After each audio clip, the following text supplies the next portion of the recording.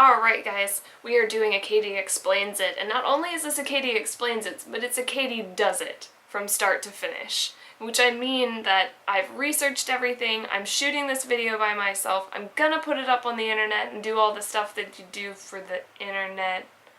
Where's Eric? I'm gonna do all that. So if you're seeing this on the internet, probably means that maybe I did most of that stuff. Or not, I don't know. We'll see where it gets, but that's my aim. So we got some requests to talk about the Hong Kong protests that are going on. And originally, like, the suggestions that we got other than that were a little more interesting to me as a person, so I decided to do those, and I thought that the protests probably won't still be going on in November, but they are still going on right now. And so we're going to talk about that today, and I'm really excited because you guys were interested in that. Please let me know any other things that you would like to do a Kyde Explains It on. It could be current events, it could be Japan topics, it could be dog breeds, it could be trash. I don't know. It just something. I've really enjoyed going with what you guys are interested in and finding out something that is outside of my realm of knowing. Doing the trains was really exciting. It was in my realm, but learning about the Scotland elections and learning about the Hong Kong protests, those two have been very interesting. Obviously current events. Maybe think outside the box. Let's see what we can do outside the box. I would be interested to hear what you guys think of. Okay. Kyde Explains It. Hong Kong protests, also known as the Umbrella Movement. You've probably seen pictures of masses of people with yellow umbrellas. Yellow is the color of being part of the protests. And you may have seen these yellow umbrellas. Fantastic pictures, really eye-catching, amazing. But that's basically where the name comes from. The reason that they have the umbrellas is not for rain. I really thought they were just out there protesting and it was rainy that day.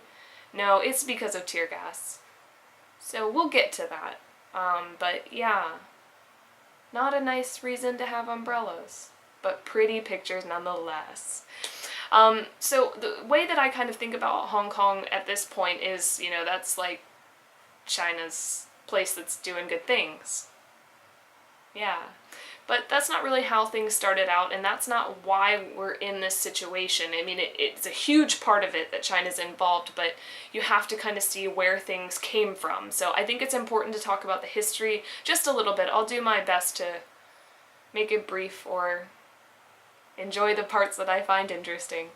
So originally, the area of Hong Kong had been founded in 214 BC, and through dynasty changes and all the sorts of conflicts, they ended up being owned by China. Prior to 1839, they were China's little guy. I don't know if things were going as good, but they were China's little guy. In 1839, the first Opium Wars happened, and in that you saw China going up against Britain. And the reason that they were in these wars is because the British East India Company had lots of opium, almost there, had lots of opium, and they were taking this opium and selling it to people, and then those people were taking the opium into China. And China was getting really upset because the opium was not doing good things for their society. Like, things were going very bad for the Chinese people and the Chinese society. So China decided that they were going to seize as much of the drugs and things that come from the drugs as they could, and they did.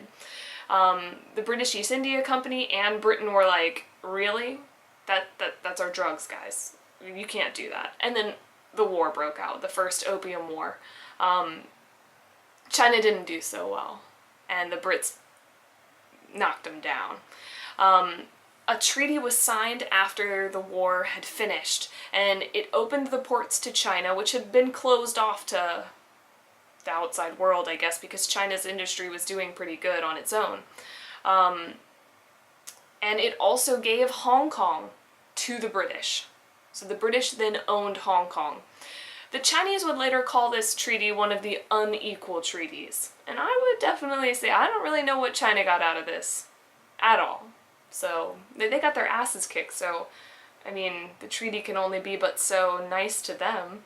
I don't know. So about 50 years go by. a little more. And in 1898, the Chinese were losing another war because they kind of suck at fighting, apparently. It was the first Sino-Japanese war, and China was fighting against the Japanese in this war. And they were fighting over the control of Korea. And they were losing, because maybe that's what they're good at.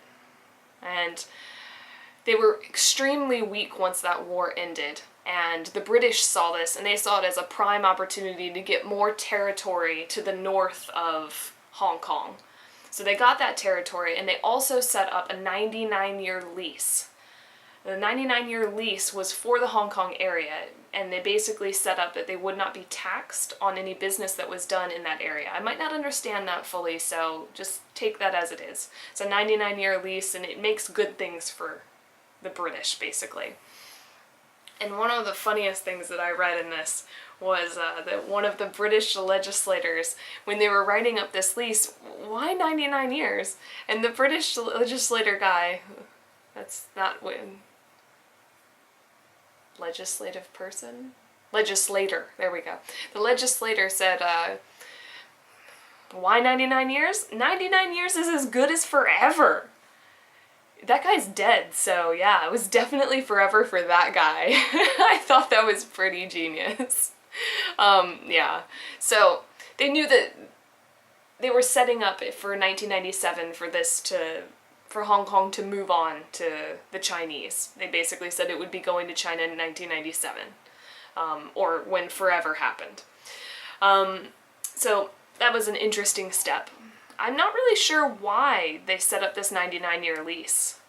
Like, why did they want to give it back to China? Did they think that there was going to be some sort of trouble? Maybe they were trying to get out of there being a possible war in the end, and they just saw that, you know, this is the best way to get what we want out of this place for as long as we can, legally, without having a bloody war in the end. And if we still want it, then we'll just have a bloody war.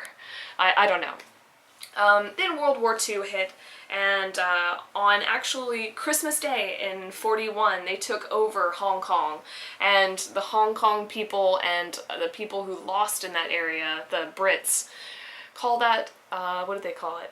The Black Christmas Day.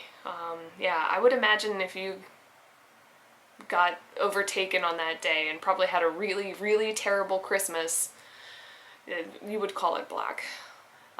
So for about 4 years, until 1945, the Japanese ran Hong Kong until obviously the war ended, and then they put back pretty much as they could of what countries owned prior to the war. So Hong Kong went back to the Brits.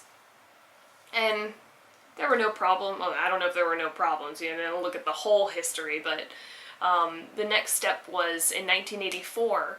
The British realized that 1997 is coming pretty quick, and they had to kind of figure out how to tie up loose ends.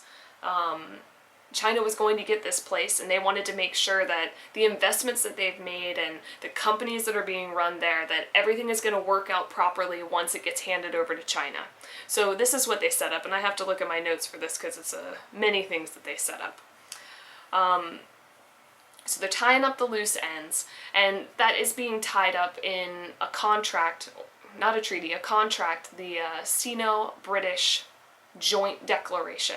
So they're writing up this important document, and in the document it's saying basically that for 50 years after Hong Kong is passed over to China, they are going to have free market, they will have independent representation, and, well, to a limit. They'll have independent representation, but they'll have no diplomacy, which makes me wonder if there are Hong Kong embassies, or if just diplomacy is that they don't go to, like, they can't be part of the United Nations and other larger things like that. They're not represented in that because they're considered to be under China.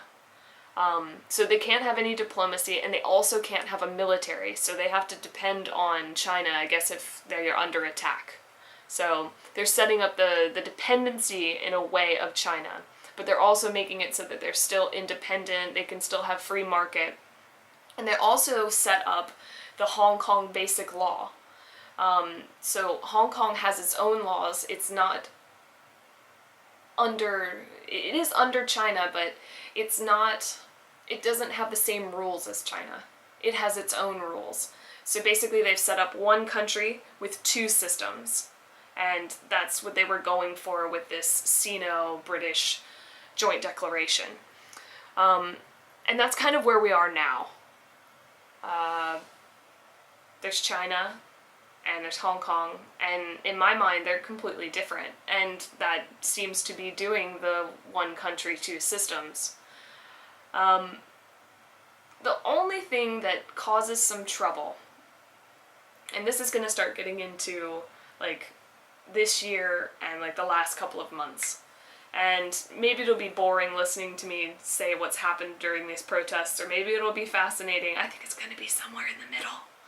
But yeah. So the basic law that they set up, Hong Kong Basic Law, it's interpreted by the National People's Congress in China. So they interpret the laws. And one of the laws was that the chief executive, which is like their president or prime minister or king, the chief executive and all the legislative elections would be made up of locals, held locally, so they wouldn't be in China. And that's basically all that kind of I could gather was said about this, that they would be local and that they would be held locally. So it wasn't like China was determining who was going to run Hong Kong. They were leaving it up to the local people in the declaration to decide these things. But China is interpreting how they do that. And that's what's causing the problem. China is determining for the people how they're going to elect their government. Since Hong Kong was traded over to China, the elections have been decided by an election committee.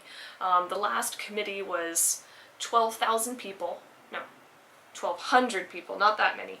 1,200 people. They're all Hong Kong people. They're not, no Chinese people are participating in this. Well, if China owns Hong Kong, they're not Hong Kongians. It's made up of Hong Kongians.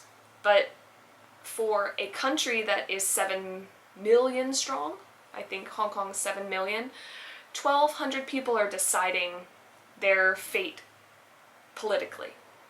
And that seems pretty unfair. The Hong Kong people do not get to vote. They don't go out and say, yeah, that's my guy. No, that's not what happens. These 1,200 people go and vote, and they decide who's going to be top dog, or the top dog's friends. So this is why people are upset, basically. And they're further upset because of what has recently happened. So they've been appealing to ask for the government to install universal suffrage. And universal suffrage basically means that all men and women can vote of a certain age. And in some cases, you might even be able to vote even if you're like a minor or something like that. But in this case, I think they're doing 18 and up. And so they've been appealing to get universal suffrage so that everyone in Hong Kong can vote, which is something that I personally already have that right to. So I'm like, yeah, you guys should have that right, but maybe there's other people that don't have that right and they don't care. I don't know. So they've been appealing and trying to get the National People's Congress of China to install universal suffrage so that they can all vote. In August, they heard back from the National People's Congress. And the National People's Congress is making some moves, but they're not making the ones that the people want to hear. So they did two things. There are two elections coming up. The first one is the legislative election that will be happening in 2015. And they said that that election will not change. The election committee is going to determine who is going to be the leaders in the legislative election. So the people of Hong Kong will have no say in that. Those 1,200 special people, for whatever reason they're special, I don't know how they get elected. I tried to figure that out, or I don't even know if they do get elected. So that's a mystery. maybe research that one. You tell me about it. So the 1,200 people from the election committee are going to decide for the 2015 election of the legislative part. In 2016, they are going to have a chief executive election, so Big Papa. Got to decide Big Papa. So people are really interested to hear, like, is universal suffrage going to happen before 2016? And the answer was no. But things were going to change. One might say that universal suffrage is happening because all the Hong Kong people will get to vote. But some people say it's just shy of that because prior to the vote getting to all the people,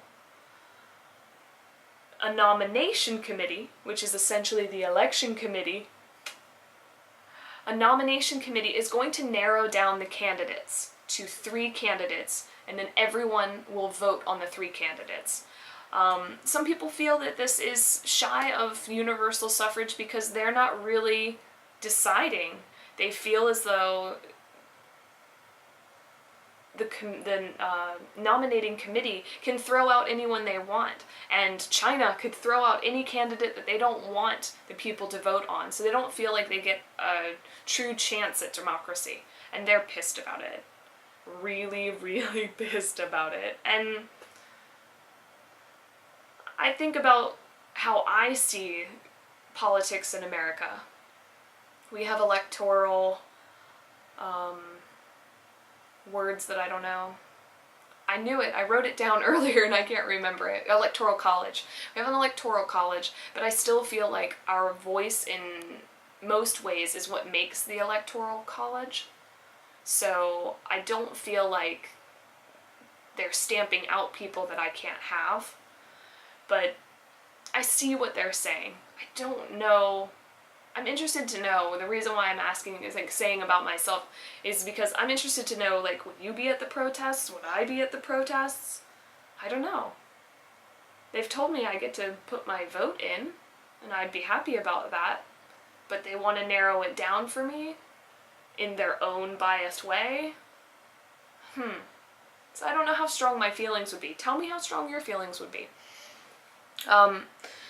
So their basic demand is that they want universal suffrage without a screening process done by the nomination committee. I don't think that's too much to ask. If you're willing to give them the vote anyways, let's get rid of that first step with the nomination committee and just see where things go. But, you know, China and the upper-ups in Hong Kong, the current chief executive, is not on board with the Hong Kong people. He's on board with China. So the upper-ups in Hong Kong don't see it the way that the protesters see it. But there are plenty of people who are important people in Hong Kong who do.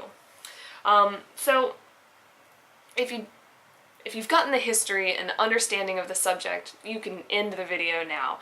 I just wanted to kind of go over what's actually happening in the streets, what you might have been seeing on the news and things like that, in a very short, concise manner. I'm sure that the news has probably done a way better job than I ever will. So, you know, I looked at all of it. I thought it might be something that you guys would want to hear. So I'm just going to go over that, and then you can turn off the video because you understand it to date. Yeah. Okay, so the boycott officially started September 26th. A massive group ended up at the government, the CGC, the Central Government Complex. I want to say that that's what it is. So they basically went there, and they actually weren't supposed to be there, and they stayed there for a while, and they decided, we're doing the boycott. This is our official announcement to everyone. We are boycotting, we are protesting. Multiple locations of protests came up after that, so it's not just in one area. At these protests, they are putting up barricades, which means traffic can't move, offices are closed, schools are closed, shops are closed, services can't function, such as taxis and buses. So it's not just like they're standing in a park. They are standing in the middle of a massive city that is functioning, and they are slowing it down. So I think that's one of the major things that makes this spark. It is causing more than just problems. Like, Occupy Wall Street, roads were still moving. Occupy Central in Hong Kong, shit is shut down. So, well, it might not be shut down at this point. I think they stopped the shutdowns for some places. But it was causing a massive change in the operation of life in Hong Kong. So as this was happening, they tried to get all of the protesters to leave. Cops started using pepper spray and tear gas. A few days after, I think this was on the 28th, the tear gas happened. The police put out a big banner that said, "Warning, tear gas is coming." Like, they knew. And I believe this is probably when the umbrellas got popped. All right? And the cops threw out 87 cans of tear gas. At this point, 87 sounds like a huge number, but at this point, they had like 800,000 protesters. At times, up to 100,000 protesters. I still think 87 is a lot, but I don't know how much tear gas affects how many people. So, I'm not up to date on poisoning folk. So, yeah. In the end, these few days after the boycott started, 41 people were dead. 12 of them were police, and I found that really, really shocking. And I don't know why. I see the number of 41. It's 41. 29 people that were non-police, and sadly I don't blink an eye at that, because they're out there fighting for what they want. And then I think about the police who are just defending the law, and I'm just surprised at that number. They let 12 police die in this situation? So, obviously, angers are going to happen. Like, the protesters are pissed, 41 people, or 29 people from their side are dead. The police are losing friends and for a situation that they're just doing their job. And I can imagine they're getting angry too, so this tension is starting to build. So that's kind of the starting point of this entire protest. During October, we had things like the leaders from the protesters went to, they had their national day and they rose the flag, and the protesters stood with their backs towards the flag to show that they're not feeling like this is Hong Kong. They're not feeling as though Hong Kong's really Hong Kong. So they stood with their backs, and one of the counselors actually opened a yellow umbrella while he was there to show solidarity with the protesters. So the people that are in legislation are backing this. Well, some of them. Obviously, there's probably a huge divide, but there is support for this with people who are involved with the legislation. Then you started to see, also in October, you started to see non-protest, like, how do I say this? Anti-protest attacks. So these aren't police. This is another group of people who are upset about the protesters. I could see this being people whose shops and companies are getting shut down because they can't function with these massive crowds and road blockages. Like, they're out of money. Their lives are changing because this protest is happening. That's the only group that I could actually see going in and being angry about this. Maybe you saw other groups. Tell me what other groups are behind these attacks that are non-police, non-protester, but a third party going at the protesters. Why would they be upset? Maybe I'm just naive. I'm totally naive when it comes to these things. So let me know what you think about that. The protesters were also, or the non-protesters, this third group was also saying that, you know, we're backing the police. We really wish they'd get the army and some firearms and take down these protesters. And this was all shocking to me because I just figured all the Hong Kong people are together in this. But maybe I'm just dumb. There were some chat invitations between the government and the protesters at this time.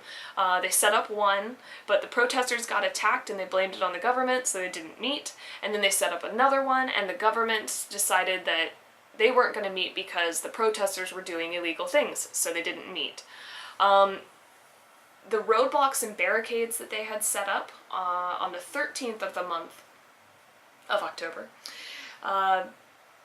I believe the third-party group came and started roughing up their roadblocks, and they actually hurt some people and some news reporters while they were doing this. So,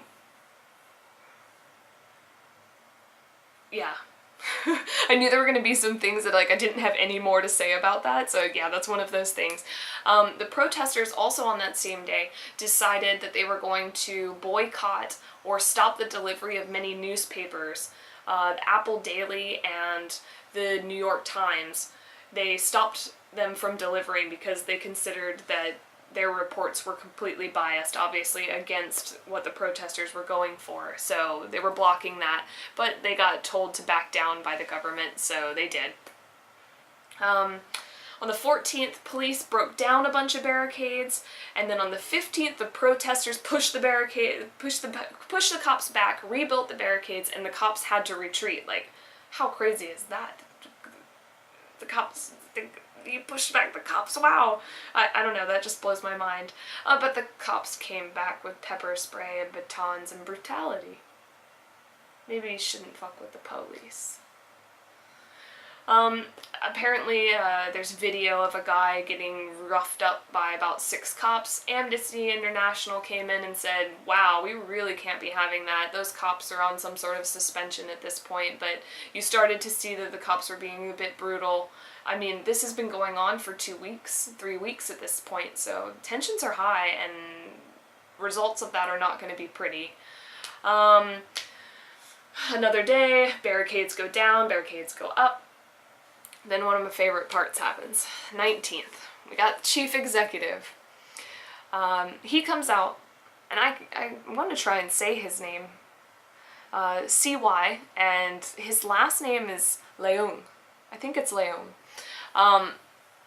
He says that the protesters should be so lucky that China hasn't intervened on this.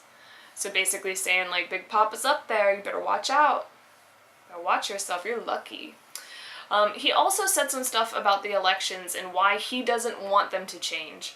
And many people thought that what came out of his mouth was really stupid. So I'm gonna say what came out of his mouth. When I start doing this, this is him talking. Okay, he said that open elections would result in pressure on candidates to create a welfare state, arguing that if it's entirely a numbers game, numeric representation, then obviously you'd be talking to half the people in Hong Kong that earn less than US $1,800 a month, the median wage in Hong Kong. You would end up with that kind of politics and policies. If half of your country is earning $1,800 or less, maybe you should be listening to them. They're the people who need to be represented. So, wow. Take that in, think about it, enjoy it, laugh, and wow. That guy should not be talking. On the 21st, a televised debate happened where legislators and the protesters came together and talked. Legislators said, hey, we could do some reports and send them to China, I guess. And students and protesters said, that's not good enough. On the 23rd, the protesters put a huge banner on the lion statue. Is Lion Rock. That said, we want universal suffrage. Like, this is what they're going for, and they declared that they were not going to stop these protests until the government provided them with a roadmap to get to that universal suffrage. On the 28th of October, 1 month after the 28th of September, yes, good job, Katie, the 28th was when they did the tear gas, the 87 cans of tear gas. Protesters had 87 moments of silence for that time, for the 41 people who died, cops and protesters together. So then we're on to November this month. Protesters started requesting to talk to Beijing. They weren't getting... Alright, so apparently when you talk for 30 minutes straight, the camera turns off. I did know that there was a certain time, but I didn't think I'd been talking for that long. Wow, I'm sorry. Okay, so in November, the protesters decided that they were going to request to talk to Beijing. And some of the leaders actually tried to go to the APEC summit that was held in China, or is going to be held in China. I'm not sure what the date on that was, but they were actually put on a no-fly zone and no-fly list, and so they couldn't go. They basically got shut down at the airport. Also, the people in the third-party group that were part of attacks that happened on the protesters that were non-police related, those people, some of them had sent in civil complaints to the government, basically like people who might have owned shops or things that were being negatively impacted by the protesters, but not really part of this protest. They had sent in these civil complaints, so the government's put in injunctions that basically said that the protesters need to move because their actions are negatively impacting these people that really didn't do anything, and they want to get on with their lives. So on the 18th, one area of the protesters, they actually moved to avoid clashes regarding these injunctions. So they made effort to show, we're not trying to just be stupid about this. But the next day, they broke into the legislative complex. They just didn't care, I don't know. But they broke in. I don't really even know what they took or what they did. I know that 6 people got arrested. Again, maybe we should not mess with the cops. They could come find you in the building. So, then the last thing that they've noted has happened. There might be more current news that I don't know about, but on the 21st, and this kind of like wraps it all up for me, on the 21st, they went to the British Embassy and they boycotted the British Embassy, saying that the Sino-British joint declaration that was made didn't instill democracy properly. It didn't set up these elections. It hasn't provided the people with a way to concretely say we're supposed to have universal suffrage. It's led to the point that upper-ups in Hong Kong and China get to interpret the Hong Kong Basic Law. So they're pissed that from this beginning, back in 1984, is that right? Yeah. So in 1984, these things weren't set up for them. But I mean, how would the British have known that in 2014, 30 years, I'm going to be 30 soon, 30 years later, that this is what would be happening? But, I mean, gotta be mad at someone? I don't know. So, that kind of did bring it all full circle for me, and I'm sure more things are going to happen in the future, but now you may understand, and I understand, the Hong Kong protests, so go watch some news, see what else happens. And that was your Kyde Explains It. It will not be a Kyde Does It because now we have to put these 2 videos together. I really wanted to put this on the internet by myself. Dang it! And I still could, but to get it up quickly, I should probably have Eric help me.